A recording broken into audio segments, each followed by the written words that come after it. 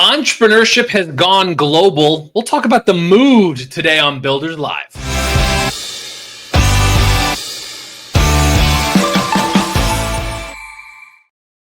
Hey, I'm Chris Wink. I'm the co-founder and CEO of Technically, the news organization with a community of technologists and entrepreneurs. A new, very loud animation to kick us off. So hope you enjoyed that. I am joined by Jonathan Ortmans. He's the founder and president of Global Entrepreneurship Network, lovingly called Gen. First off, Jonathan, thank you for being here. Great to be here too, Chris, and thank you for all the work you do. You're a champion for a lot of these local ecosystems that are trying to find their way, make sense of it. So love to be part of the conversation. Thanks.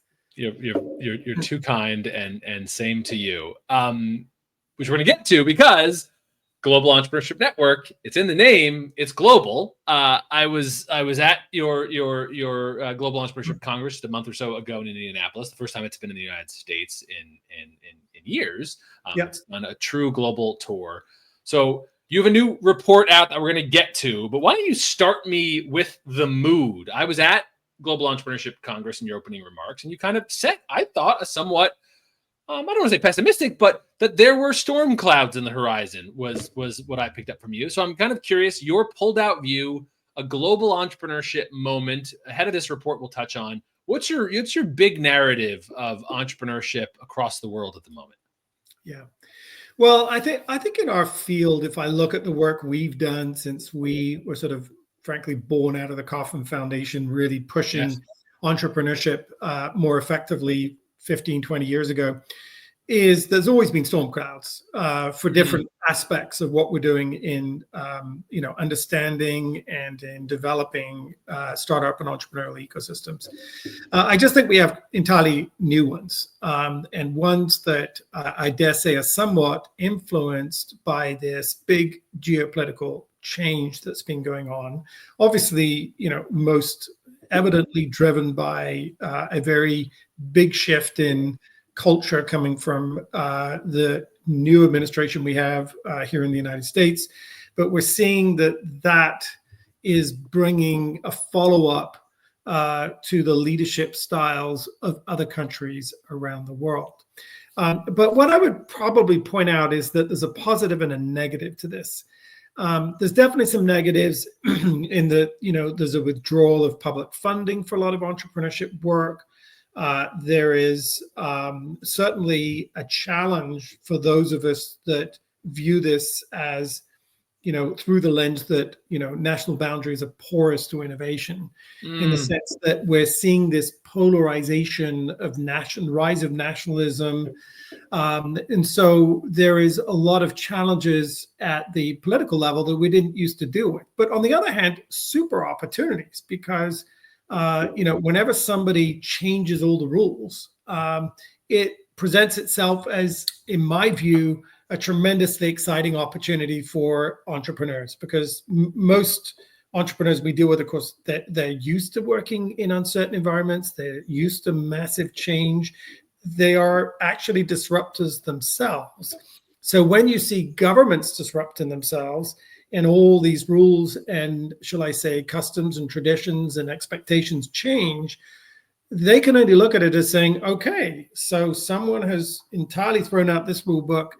There is new ground for us to tread here. And so we really view this as much as anything else as an opportunity for entrepreneurs, not just in terms of building new kinds of companies and ideas, especially in the context of the AI revolution, also changing that on the deep tech side, but also in terms of being leaders themselves. I often turn around and say entrepreneurs are the new diplomats.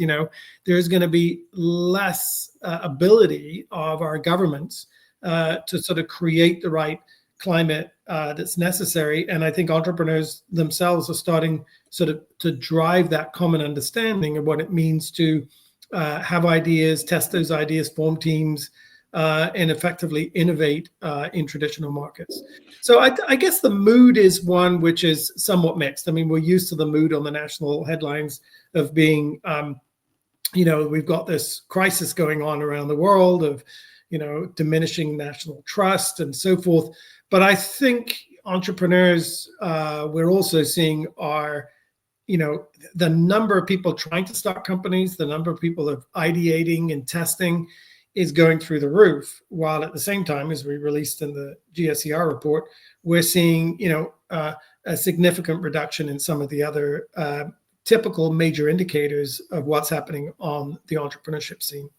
So let's go to that. The new report, you've done this for years. That's a bit of the time hook. And I was at, as I said, GEC. I was in that room for your keynote. I was with Mark Cuban. I was taking you mentioned in the diplomats note how you hold that kind of optimism too for entrepreneurship. That even if global leaders have changing views about national borders, as you allude to, that onward the entrepreneurs press. So let's move to the report. Tell us a bit about what you saw in it. There were all of the macroeconomic data that we report on it technically showing up in this report too. Higher interest rates in a bunch of the biggest countries for what we think of as entrepreneurship. Give us the headline of the report, and then we'll get into some specifics.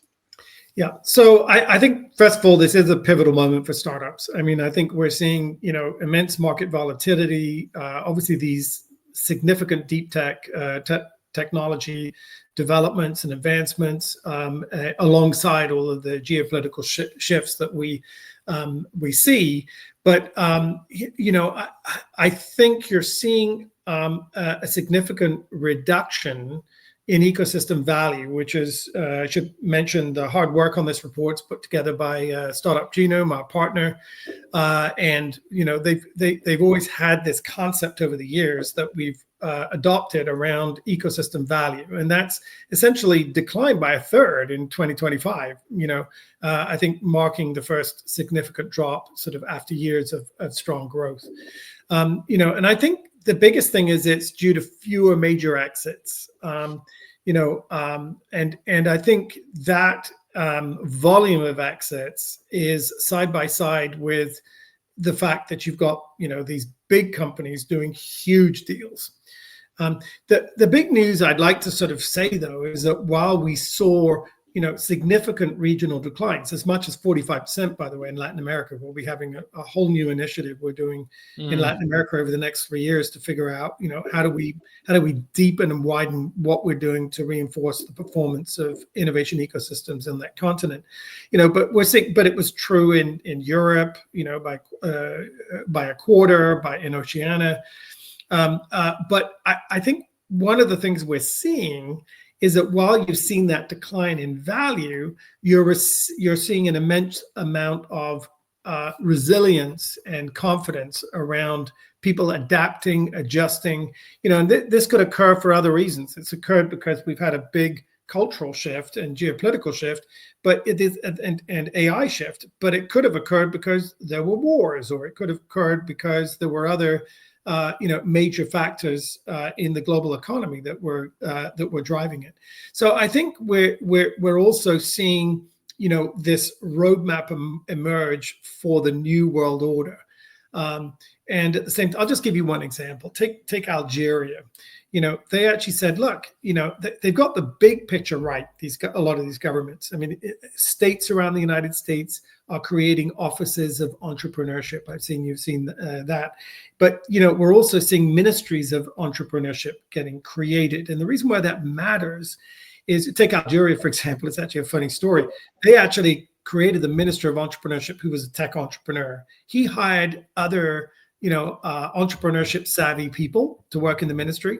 And they're now 3 years into that. And he's gone on to run another ministry. And actually one of the people that was with him has gone to run yet a third ministry.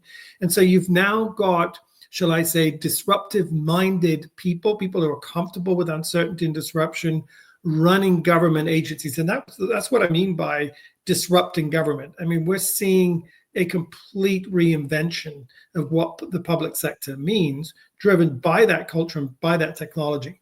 So I think that brings a lot of optimism to me, because you're seeing this acceptance culturally on and recognition and enormous support at the bully pulpit for people that want to take a risk, form a team, test an idea, and figure out, build something new.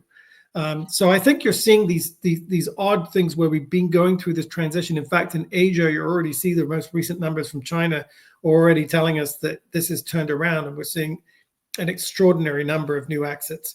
So it has been a disruptive period, but we remain very optimistic about the role of entrepreneurs and the potential of entrepreneurs to be able to continue to drive new job creation and economic growth. I'll touch on a couple of those notes. I just want to call out one LinkedIn commenter. I think this is building on your point, Jonathan. It kind of maybe too long to read here, but I think that the through line, I read this as talking about elsewhere in the world, what entrepreneurship has looked like. Was it an entrepreneur just looking to solve, an entrepreneur with an idea that wanted to go find a problem, as opposed to being responsive to what the problems are in a given community and then building the solution for it? You've been at this a while. American style entrepreneurship, for all of its faults and risks, sometimes is what's being exported. Do you think, have you seen the level of those ministries of entrepreneurship, the maturity continue to grow through these years? Like, you've been hosting the delegations from around the world for going on a decade. How have you watched the maturation from around the world evolve? Yeah, no, I absolutely have. I often got told at the beginning of this exercise of how do you create this global entrepreneur culture everywhere in the world so that anyone anywhere can start and scale a company. And people would tell me, that's unrealistic. I remember Linda Rottenberg, who runs Endeavor, was one of the few sort of high growth entrepreneurship people that said it's okay to go to poor countries and to teach people how to build successful for-profit companies. It's not just a place that you should go with aid agencies. And, we got told often, well, it's not a one size fits all. You can't come in here and bring. But on the other hand, the world was streaming to Silicon Valley saying, hey, look, there's something about the way the Americans approach this that allows them to have built and grown economy based on risk and pioneering spirit. So why don't we learn about that and try and do it? That doesn't mean to say that you're not dealing with micro enterprise or subsistence small businesses. That's an equally important part of it. What we've been trying to focus on, and which we see evident even in very poor countries, is the intent and ability of people to enter that messy world of how do I try to disrupt something or come up with a better way of providing a service or a product, or a better way of improving the lives of the people around me. And it's a wonderful blend that, I think the growth has occurred overseas for two factors. Number one, necessity. I mean, there's a lot of young people tell me at the end of the day, I just don't have a choice because there aren't any opportunities here. And the other is they're very used to doing things. We say I grew up in England, and we used to have an expression called "on the smell of an oil rag," meaning with nothing. Okay, they're very used to doing things with very few resources, without public funding, maybe a little bit of help from the government, but very little, because it's only recently that we've had governments that have sort of started to understand this startup culture and this, new firm formation priority. And so I think that, generally speaking, it's absolutely alive and well. I had the great privilege of going to speak at the COP climate event, last year, and the mood on the airplane of all the American politicians I was with, they were all very depressed. Okay. They were like, well, there's nothing's going to happen here. And there wasn't a single optimistic talk I heard. I stood up and said, guess what? I've got good news.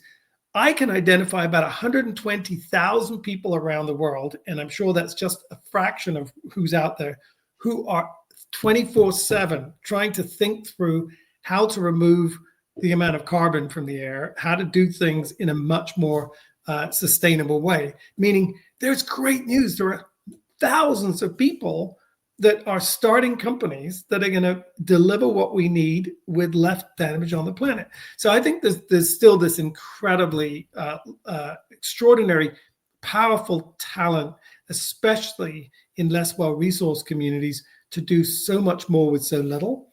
And that's what gives us the reason to wake up every day saying we've got to do everything we can to let them, to help them, to make it possible for them to remove the barriers that they have, to share the things that have worked in parts of the world that are relevant to them. Sometimes what we do in Silicon Valley is completely irrelevant to other parts of the world, but to share this thinking, this methodology. And that's been about, mostly getting younger people, giving them the confidence to tell them, yes, I can take a risk and improve my life and also others around me. I was not, when I flipped through the report, of course, not surprised to see the kind of ecosystem value shrink because of a whole lot of structural things and a handful of disproportionately influential larger economies, higher interest rates, delays of public markets and acquisitions, a ton of big macroeconomic. So of course those numbers are going to change, and some of that looks like the American style product of a very small number of firms have a disproportionate, power law effects, have a disproportionate influence in so much of this. Something that I think makes your work so interesting is I've seen you and Jen and GEC touch on both of those worlds, both this kind of American style power law, like that is part of how we have learned this part of the economy operates. But you also speak the language of, as you alluded to a moment ago, micro businesses, and that the spirit of entrepreneurship can show up in lots of different places, and it's going to look differently in the fast-growing African continent, in parts of the Asian continent outside of China. Like your report gets at a lot of that entrepreneurship is showing up differently. I guess give me a little bit of window. Technically we'll do a recap of the report. I know you can't go into it all, but some of those through lines around how entrepreneurship is showing up differently around the country. What are some things that stand out to you like that?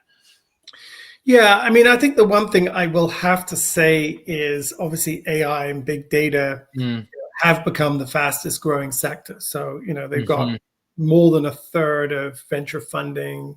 They account for, most of that. And 90% of this AI funding is concentrated in the US and China. So certainly you're seeing that as a driving force. And in the early stage, that is great. There's tons and tons and tons of companies. But I visited China 3 times last year, for example, and I spent a lot of time with very successful companies trying to retain their leadership. And, they were telling me that it's extremely challenging for them, in this global environment to do much outside of China. There are a couple of notable examples. But, I think when you look at outside of the AI revolution, there is so much more. The majority of people that want to start a company don't want to necessarily compete anymore with the people that are developing new AI products. So you may look at the, my comment around 90% of AI funding, and shall I just say 30% or 35% of funding is going into AI. That's because AI is so expensive. I mean, if you look at some of these startups, I mean, we had the first people who actually did a deck of 5 slides with one employee that got $1 billion. I mean, it's ridiculous. So, but that if you look at the volume of the number of new starts, which is what we're mostly concerned about, I'm interested in the number of people that are testing ideas and starting companies and are staying in business. I'm less interested personally in the number of the amount of capital. I think that's extremely important economic measure. But I think if you look at the big picture, you've got to look at both Main Street and you've got to look at both these deep tech disruptive entrepreneurs to look at the story as to how it'll impact on employment, on economic growth, and so forth. So I 100% think that while you've seen this rise in sort of AI native startups, I think these, that you're still seeing a significant volume, if not the majority, of entrepreneurial activity being in these, shall I say, non-tech fields. Everybody's using technology, which is one of the reasons that, we spent a lot of time, for example, we had a grants program where we were focusing a lot on how do we help disadvantaged communities. And one of the number one things they want is how do we learn to experiment better with the available AI tools in order to be able to deliver something that's not technology related much, much more effectively. So I think across the world, you are definitely seeing a significant rise in the number of Main Street businesses But I think if you're looking exclusively at where the leadership is coming from on tech, I have to say Europe is falling behind, and China and the United States are excelling on this. I'd love to go into more, but I can't because I'm going to lose you. I already am at time. Two little questions to try to get at. One, if we say a successful outcome of your work, and as you alluded to earlier, a constellation of ideas incubated out of the Kauffman Foundation over a generation, though that's changing, whole other conversation. But if a lot of this work has been successful, and I don't think there is a U.S. state without an entrepreneurship strategy right now. There are very few countries without someone who's at least nominally meant to be thinking about pro-entrepreneurship strategies. So if it's happening at the regional and state level in the U.S. in many places, and at minimum it's happening in some form at the national context everywhere, if everyone's doing it, does that mean no one's doing it? Or what's kind of your read on how to stand out? Or even is that even the right framing? Should places be thinking of how to stand out? And if so, how?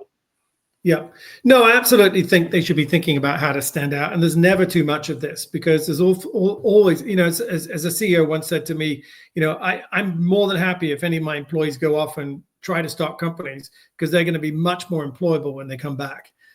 Or if young people do that. So in fact, a lot of people will turn around and say, that's the reason you should encourage a startup culture, is because it creates more self-sufficient, with more ingenuity and initiative and so forth. So, so I certainly think there's a big component of this, which is we need entrepreneurialism. We need people to be thinking differently. And I think that there's never too much of that in the country. And I'm delighted that they're competing. Look, we have a couple of event products. You mentioned the GC, but we also have our own version of sort of TEDx. We have our GC Plus. We have so much demand for that because communities are trying to stand out. I think they should be. I think that's great that because they want to learn and engage on what's working and what's not working, both in the public and the private sector. So, and we have a campaign, we call it Global Entrepreneurship Week, because I think, I laid out in my GC talk, you referenced, two very quick things because I know we're running out of time. One is, we need more entrepreneurs. We need more people testing. There's no downside for people doing that. And so we have something called Global Entrepreneurship Week, where all of us who are converts to the entrepreneurial culture go out, host things, get more people to say, come get the tires, come consider this. And then I think the second thing is that the sort of grim news I delivered to our community and the thousands of ESOs around the world. We have to do a better job. We've got to have better performance ratings. We've got to, if we're getting funded to help entrepreneurs, we've got to see more of them succeed. And before I lose you, Global Entrepreneurship this year, the dates, I should have had that up. Well, for an American audience, it's easy to remember. It's always the week before Thanksgiving. It's always the same week every year, the week before Thanksgiving. So it's mid-November. It happens all over the world. It's a great opportunity. If you're someone that runs an entrepreneurship program and you're an ecosystem building, this is a chance for you to get out and get more interest in your program from the public at large. So this is about getting neighbors and young people and old people from lots of different backgrounds to come in and say, let's give it a try. I love that. Jonathan, on my way out, you do a lot of flying. Any travel tips? What do you do when you're on your 3 trips to China? Are you I Are you a podcast listener? What are you doing on those long trips? Well, the biggest tip is, I always remind myself that, I don't have any members of my team, any of our funders, and perhaps most evidently my kids needing me to cook or get on my whatever. So I always say that the main thing is make use of the alone time. No, I think my biggest travel tip is just to do everything you can to try to sleep at the end of the day. I sleep when my body's tired, and when it's not, I work. So we do what we can. So, Jonathan, pleasure for the conversation. Jonathan Ortmans, the founding president of Global Entrepreneurship Network, which has Congress and an event series, and Global Entrepreneurship Week this November, and much more. Jonathan, thanks for the time. Thanks. Enjoyed it. See you, everybody. See you next time.